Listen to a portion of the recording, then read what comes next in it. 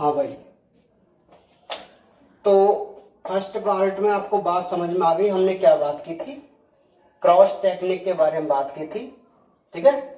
अब आपको जो सेकंड पार्ट है उसमें हम आनुवांशिकी के नियम, ठीक है भाई, आनुवांशिकी के नियम के बारे में बात करेंगे।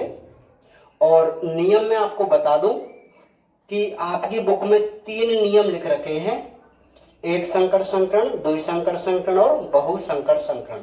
लेकिन हम यहां पर 2 का ही अध्ययन करेंगे, तो हम 2 ही नाम लिखेंगे, एक संकर संकरण और सेकंड है द्विसंकर संकरण, ठीक है। एक को मोनो हाइब्रिड क्रॉस कहते हैं और इसको कहते हैं डाई हाइब्रिड क्रॉस। तो देखिए, अब आपके बहुत मुख्य टॉपिक और यहां से स्टार्ट है, क्योंकि मैं आपको बता चुका हूं कि एक क्वेश्चन तो 100% इस चैप्टर से आना है। अगर आप इस चैप्टर को कर लेते हैं ना, तो बोर्ड में 3 नंबर पक्के हैं आपके, है ना। बोर्ड में 3 नंबर, 5 नंबर की यूनिट है ये, सॉरी, हाँ 5 की है ना। तो 3 नंबर इसी क्वेश्चन से, सॉरी इसी चैप्टर से फिक्स है, ठीक है। हाँ, इससे पहले 7 नंबर की थी, हाँ वो 5 नंबर की, और उससे पहले दोनों 7-7 नंबर की थी, है ना। तो एक संकर संकरण और द्विसंकर संकरण। अब ये तो आपको समझने नहीं है कि ये आनुवांशिक नियम है। आप तो अपने मेन टॉपिक पे आइए कि भाई एक संकर संकरण क्या है और द्विसंकर संकरण क्या है। तो देखिए, आप एक संकर संकरण को बहुत अच्छे तरीके से जानते हैं और काफी बार आपने इसको पढ़ा है,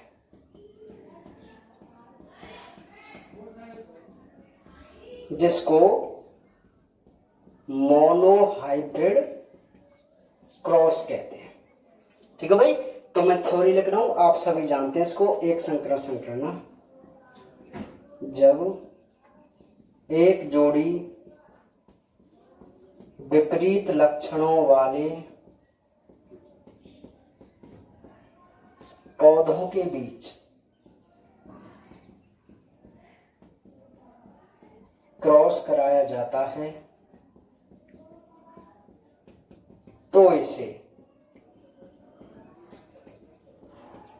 एक संकर संकरण कहते हैं। उदाहरण, मेंडल ने समयुग्मजी, लंबे व समयुग्मजी बौने पौधों के बीच क्रॉस कराया, तो F1 पीढ़ी में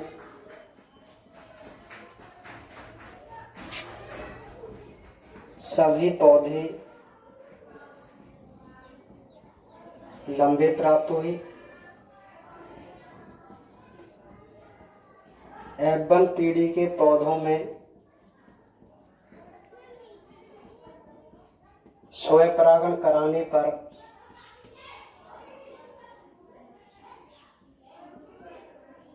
प्राप्त पौधों का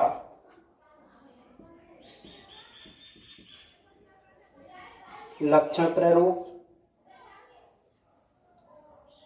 अच्छा,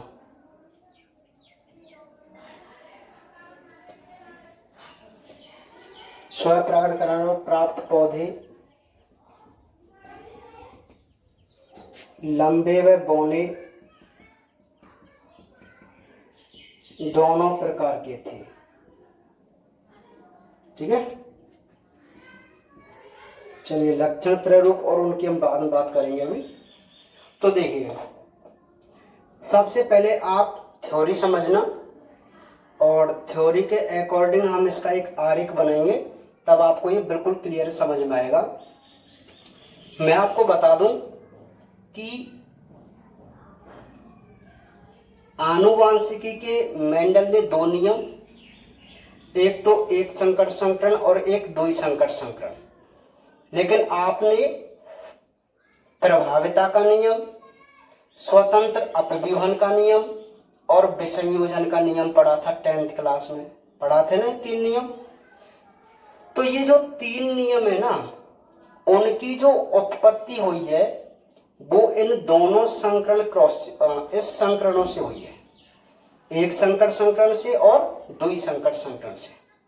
तो यहां हम 12th क्लास में इन सभी को अलग अलग पढ़ेंगे, जबकि 10th क्लास में जैसे ये एक संकर संकरण चल रहा है, तो ये वाली जो हम बात की थी ना, वो प्रभाविता के नियम में हमने बात की थी 10th क्लास में, ठीक है। लेकिन एक्चुअली में ये क्या था, एक संकर संकरण था, ठीक है। प्रभाविता का जो नियम है उसको हम आगे पढ़ेंगे, जिसकी उत्पत्ति इसी नियम से हुई थी, है ना। तो आपको कोई टेंशन लेने की जरूरत नहीं है, आप तो मैं जितना कह रहा हूं उतना समझने की कोशिश कीजिए। आपको तो केवल इतना याद रखना है कि हम एक संकर संकरण पढ़ रहे हैं, मोनोहाइब्रिड क्रॉस का अध्ययन कर रहे हैं, ठीक है। तो भाई क्या होता है मोनोहाइब्रिड क्रॉस? मेंडल ने जो ये 2 संकरण बनाए हैं, एक संकर संकरण और द्विसंकर संकरण, ये लक्षणों को लेकर बनाए कि अगर वो एक जोड़ी विपरीत लक्षणों पर अध्ययन कर रहे हैं तो एक संकर संकरण है, और अगर वो 2 जोड़ी विपरीत लक्षणों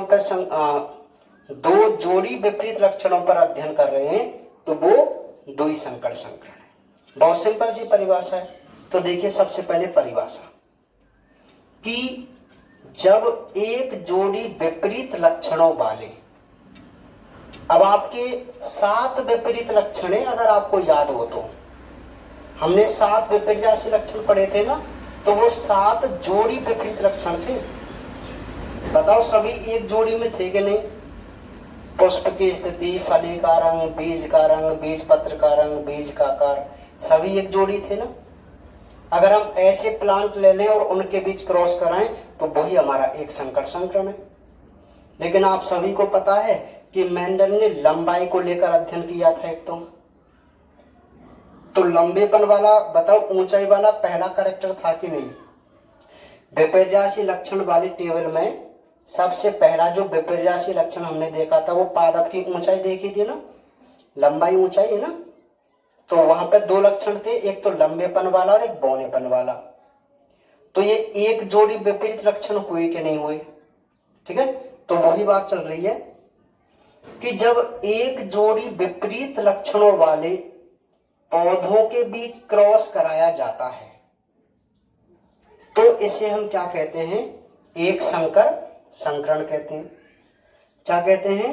एक संकर संकरण कहते हैं। तो बताओ परिभाषा तो आप आराम से कर सकते हैं ना, बहुत सिंपल है कि जब एक जोड़ी विपरीत लक्षणों वाले पौधों के बीच क्रॉस कराया जाता है तो इसे हम क्या कहते हैं? एक संकर संकरण कहते हैं। अब उदाहरण आपको बिल्कुल इसी प्रकार लिखना है। अगर आपसे वो एक संकर संकरण पूछे ना तो सबसे पहले तो आपको क्या बतानी है? उसकी डेफिनेशन बतानी है कि भाई ये तो एक संकर संकरण है, और डेफिनेशन बताने के बाद आपको उसका उदाहरण लिखना है। और उदाहरण में आपने जो थ्योरी है वो पढ़ रखी है, देख लेते हैं कि मेंडल ने समयुग्मजी लंबे।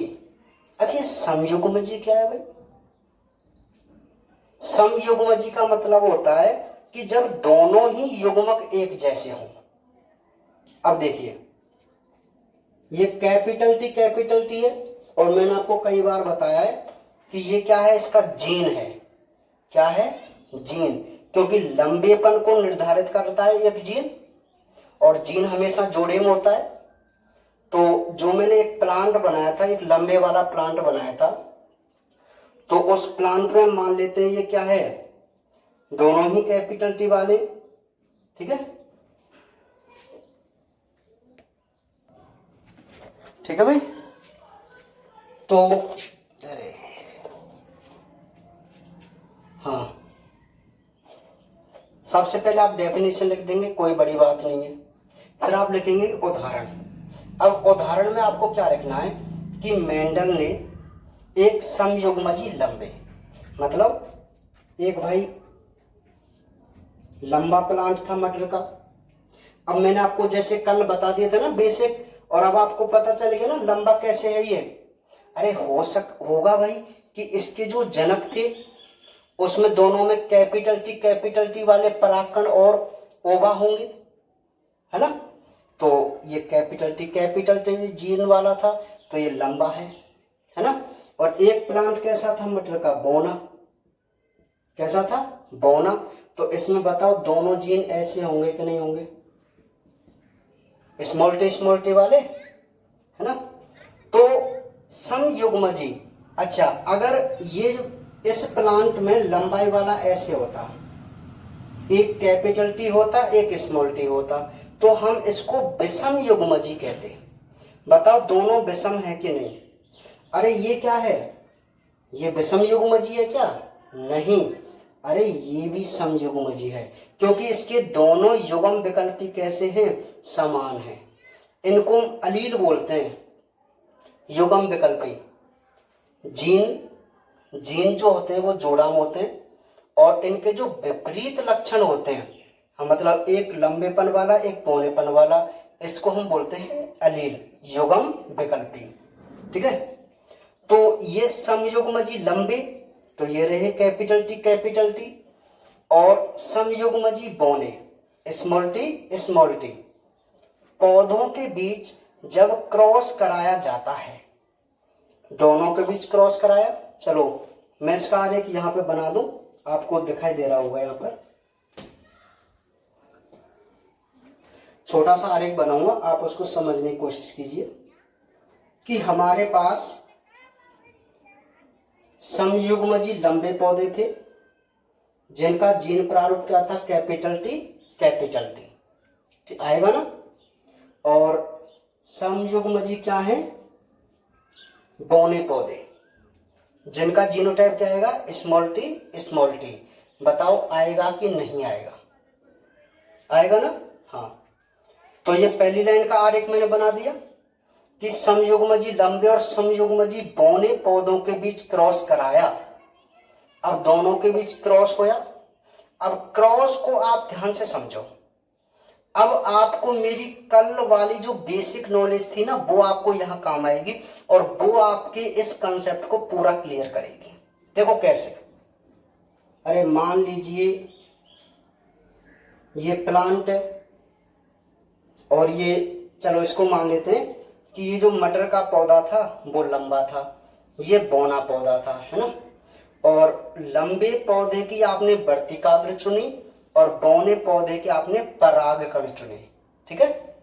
अब सुनो, लंबे पौधे की जो वर्तिकाग्र थी उसमें अंडकोशिकाएं होंगी, और अंडकोशिका क्या है भैया, उसकी गैमेट है, युग्मक है। अरे युग्मक है तो इसका युग्मक आप बनाना जरा, कैसा बनेगा। अरे ये कैपिटल टी तो डिप्लॉइड सेल हो गई, इसमें तो गुणसूत्र पूरे जोड़े में आपको। लेकिन जब आप अंड सेल बनाएंगे तो इसमें से एक ही लक्षण आएगा ना, एक गुणसूत्र आएगा ना। अब ये दोनों गुणसूत्र कैसे होंगे, इसमें कैपिटल टी वाले। तो बताओ पूरी जो अंड कोशिकाएं थी इसके अंदर, वो कैपिटल टी वाली बनेंगी कि नहीं बनेंगी, आप मुझे बताओ। बनेंगी ना। अरे मुझे अब दिमाग नहीं लगाना ज्यादा, क्योंकि कल मैंने आपको बता दिया था कि ये कैसे बनते हैं।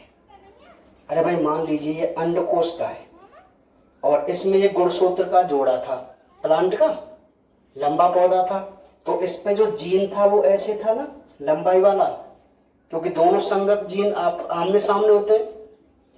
अब ये दोनों गुणसूत्र जब अलग हुए थे तो एक कैपिटल टी वाला अलग, एक कैपिटल टी वाला इधर अलग। अब इनसे अलग अलग अंडकोशिकाएं बन गई ना, दो ऐसी तो बनती हैं अड़सूत्री विभाजन से। तो जितनी भी इसमें अंड कोशिकाएं होंगी उन सभी में कैपिटल टी वाला जीन नहीं जाएगा क्या? जाएगा ना कैपिटल टी वाला जीन।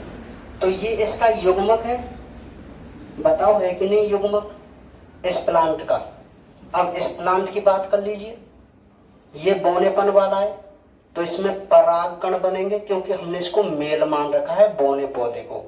और मैं आपको कह चुका हूं कि आप किसी भी प्लांट को सेलेक्ट कर सकते हैं, मतलब फीमेल के रूप में आपने लंबा पौधा लिया है, मेल के रूप में बौना पौधा लिया है।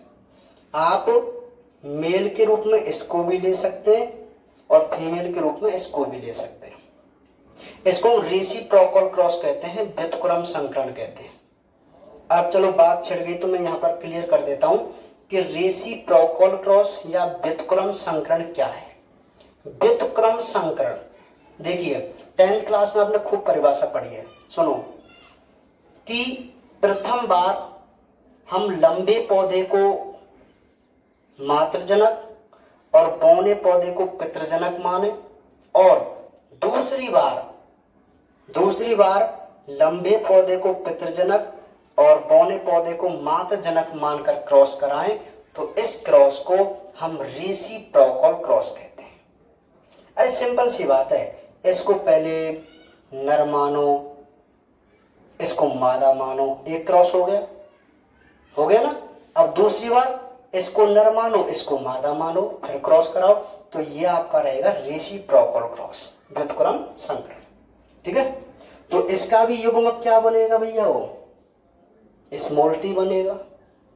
अरे दोनों प्लांटों के बीच आप क्रॉस करा रहे हैं तो इनके गैमेट तो आप समझो कि इनके युग्मक क्या बनेंगे, इस प्रकार के युग्मक बनेंगे कि नहीं बनेंगे। अब इन दोनों का फ्यूजन होगा कि नहीं होगा, बहुत ही सिंपल सी बात है भैया। इधर से जो ओवा चलेगा वो कैपिटल टी वाला है और उधर से जो चल रहा है वो स्मॉल टी वाला है, और जब दोनों गुणसूत्र आपस में मिलेंगे तो बताइए संतति में कैपिटल टी और स्मॉल टी वाले जीन रहेंगे कि नहीं रहेंगे? बात समझ में आ रही है? अच्छा, मैंने आपको ये भी बताया था कि लंबेपन वाला प्रभावी है, और ये कौन सी पीढ़ी है इसकी? F1 पीढ़ी। क्या है? तो एक बार इसकी थ्योरी देख लीजिए, फिर हम इसको रफ करके दोबारा से इसका एक आरेख बनाऊंगा, है ना। थ्योरी पढ़ लेते हैं। तो F1 पीढ़ी में सभी पौधे लंबे प्राप्त हुए, इतना हमने आरेख के माध्यम से देख लिया। अब मैं यहां से इसको रफ कर दूं, ठीक है, एक पूरा आरेख बना लेते हैं और फिर इसकी बात करते हैं दोबारा से, क्योंकि ये इंपॉर्टेंट है इस बार। देखिए भाई, मैं आरेख के माध्यम से इसकी थ्योरी भी आपको क्लियर करा दूंगा। समयुग्मजी लंबे थे कि नहीं, समयुग्मजी बौने,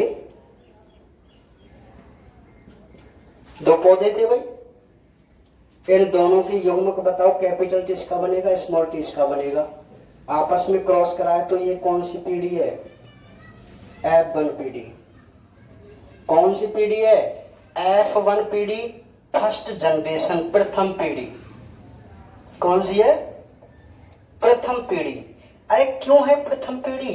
अरे ये रहे ना पेरेंट्स, जनक पहले जनक है और उनकी पहली संतान है, तो इनकी फर्स्ट पीढ़ी नहीं हुई क्या? ये जैसे आपके पेरेंट्स हैं और आप जो है वो उनकी फर्स्ट पीढ़ी है, और जब आपके बच्चे हो जाएंगे, हाँ हंस गए ना, बच्चों के नाम से हंस गए कि हमारे बच्चे होंगे, चलिए, तो आपके जो बच्चे होंगे ना, तो वो तुम्हारी तो है फर्स्ट पीढ़ी, और तुम्हारे जो पेरेंट्स हैं उनकी है सेकंड पीढ़ी। नहीं आई मेरी बात समझ में, है ना? हाँ, तो ये तो भाई फर्स्ट पीढ़ी हुई। अब पता कैसे लगा मेंडल को? अरे मेंडल ने तो कुछ नहीं किया था, एक लंबा प्लांट था, एक बौना प्लांट था। पहले तो उन्होंने संकरण तकनीक अपनाई विपुंसन वाली, और उसमें बीज बने होंगे, तो उन बीजों को बोया, तो बीजों को बोया तो सभी पौधे कैसे बने? लंबे पौधे बने। कैसे बने, लंबे सभी पौधे। अब इन्होंने क्या किया कि इस लंबे पौधे में कराया स्वयं परागण। क्या कराया, स्वयं परागण। एक लंबा पौधा है F1 पीढ़ी वाला, उसमें कराया स्वयं परागण। अब बात को ध्यान से समझो, अब आप दिमाग लगाना। एक प्लांट है मटर का पौधा इस प्रकार वाला F1 पीढ़ी वाला, तो बताओ उसमें लंबाई की जो जीन है वो एक कैपिटल टी और एक स्मॉल टी है कि नहीं, है ना, है ना। और इसमें क्या करा रहे हैं आप, स्वयं परागण। मतलब अरे भाई ओवेलिंग पुष्प तो होता ही है, इसमें आप परागकण भी बनाएंगे और अंडक भी बनाएंगे, दोनों ही चीज बनाएंगे आप। तो जब दोनों ही आप इसी प्लांट में बनाएंगे तो इस पूरे प्लांट में जो जीन है लंबाई वाले वो तो इस प्रारूप में है, एक कैपिटल टी और एक स्मॉल टी, जो कि आपने अध्ययन किया है। अब छोटी सी बात है, इसके अंदर जो परागकण बनेंगे जब अर्धसूत्री विभाजन होगा तो एक परागकण में तो स्मॉल टी जाएगा और एक परागकण में क्या जाएगा भैया, वो कैपिटल टी। क्या जाएगा, कैपिटल टी। अब खुद समझदार हैं आप, जाएगा कि नहीं जाएगा। मैंने इसीलिए आपको कल बेसिक बताया था, उसका सिस्टम बताया था, ठीक है। हाँ बताओ जाएगा कि नहीं जाएगा। तो ये बताओ परागकण कितने प्रकार के बन रहे हैं, 2 प्रकार के। इसी प्रकार अंडकोश का, अरे वही एक अंडकोश का कैपिटल टी वाले, एक अंडकोश का स्मॉल टी वाले। तो अंडकोशिकाएं भी कितने प्रकार की बन रही हैं, 2 प्रकार की। तो मैं ये भी तो कह सकता हूं कि F1 पीढ़ी के जो लंबे पौधे थे उनमें 2 प्रकार के युग्मक बनेंगे। क्या बनेंगे, युग्मक। और जब आप इसमें स्वयं परागण करा रहे हैं तो युग्मकों का आपस में मेल होगा। तो देख लेते हैं चेकर बोर्ड के माध्यम से, ये नर ये मादा।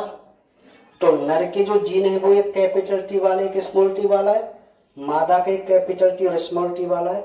मादा वाले जो होते हैं उनको नीचे रखते हैं, मेल वाले ऊपर रखते हैं, है ना, आप सभी जानते हैं। लेकिन अब आपको ये समझ में आ गया होगा कि आखिर ये कैपिटल टी स्मॉल टी और कैपिटल टी स्मॉल टी कैसे बने। समझ में आ गया ना, ये युग्मकों का सिस्टम है, क्योंकि गुणसूत्र जोड़े में है और गुणसूत्र पे जो लंबाई के जीन है जो capital T small T type में थे, ऐसे थे ना। और अर्धसूत्री विभाजन होगा या जब इसमें युग्मक बनेंगे तो ये दोनों गुणसूत्रों को अलग होना था, ऐसे। अब हर युग्मक, हर गुणसूत्र अलग अलग युग्मक बनेगा। तो 2 प्रकार के युग्मक बनेंगे इसमें, एक कैपिटल टी वाले और एक स्मॉल टी वाले। अब आप इनका क्या कराएंगे, क्रॉस कराएंगे, जो कि आप सभी जानते हैं। इसको तो मुझे ज्यादा समझाने की आवश्यकता ही, ठीक है। अब ये आपने क्रॉस करा दिया तो ये आपकी क्या आएगी, F2 पीढ़ी। देखो ये जो थे लंबे और बौने पौधे, इनकी ये फर्स्ट पीढ़ी थी और इनकी जो संतान है ये इनकी कौन सी पीढ़ी है, F2 पीढ़ी है, ठीक है। लेकिन इनकी कौन सी है, ये फर्स्ट पीढ़ी। तो ये था हमारा एक संकर संकरण का आरेख, ठीक है। अब इसमें एक बात और आपसे पूछ ली जाती है कि इसका लक्षण प्रारूप और जीन प्रारूप बताइए। तो देखिए लक्षण प्रारूप और जीन। तो लक्षण प्रारूप तो आता है इनका 3:1 और जीनोटाइप आता है 1:2:1। लक्षण प्रारूप मतलब फिनोटाइप और जीन प्रारूप मतलब जीनोटाइप, ठीक है। तो लक्षण प्रारूप क्या है कि अगर हम किसी की बाह्य संरचना को देखें, बाह्य संरचना, तो उसको तो कहते हैं लक्षण प्रारूप, और किसी जीनी संरचना को देखें तो उसको कहते हैं जीन प्रारूप। तो देखिए अगर हम इन प्लांट, 4 प्लांट थे ना, 4 संतति थी, 1 2 3 4, इनको अगर हम बाहर से देखें तो देखो ये लंबा पौधा है, जीनों के हिसाब से आप देखिए ये भी लंबा है और ये भी लंबा है, तो बाहर से देखने पर 3 पौधे तो हमें लंबे ही दिखाई दे रहे और एक पौधा कैसा है, बौना। तो ये तो हुआ इसका क्या, लक्षण प्रारूप। और अगर हम इसके जीन प्रारूप की बात करें तो देखिए एक प्लांट है शुद्ध रूप से लंबा बिल्कुल, क्योंकि कैपिटल टी कैपिटल है, और 2 जो ये लंबे पौधे हैं ये वाले, ये अशुद्ध रूप से लंबे हैं क्योंकि इनमें स्मॉल टी भी है। तो 1:2, और ये क्या है, शुद्ध रूप से बौना, तो 1:2:1 इसका क्या आया, जीनोटाइप आया। ठीक है, तो ये जो है वो मोनो हाइब्रिड क्रॉस का एक आरेख है जो आपको समझना है और बहुत ही इंपॉर्टेंट है। ठीक है, तो आज के टॉपिक में हम इतना ही पढ़ेंगे और कल हम बात करेंगे डाई हाइब्रिड क्रॉस के बारे में, द्विसंकर संकरण के बारे में। ठीक है, तो इस आरेख को आप नोट कर लेना, इसको बना के देख लेना, बहुत ही इंपॉर्टेंट।